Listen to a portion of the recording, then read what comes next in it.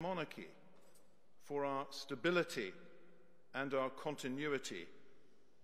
We also need to evolve our approach to China.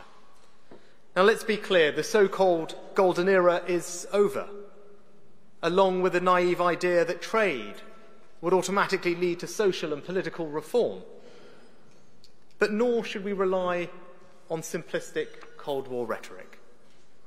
We recognise China poses a systemic challenge to our values and interests, a challenge that grows more acute as it moves towards even greater authoritarianism. Instead of listening to their people's protests, the Chinese government has chosen to crack down further, including by assaulting a BBC journalist.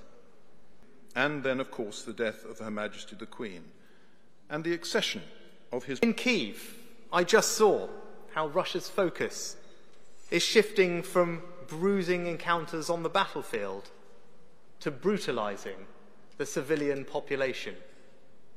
It was written in the scarred buildings and the piles of rubble lining the streets, in the stories of the first responders I met, from liberated Kherson, from the torture chambers to the booby traps left in children's toys.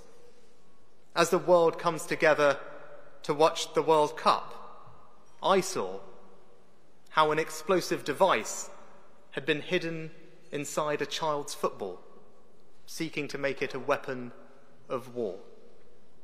It defies belief. So be in no doubt we will stand with Ukraine for as long as it takes.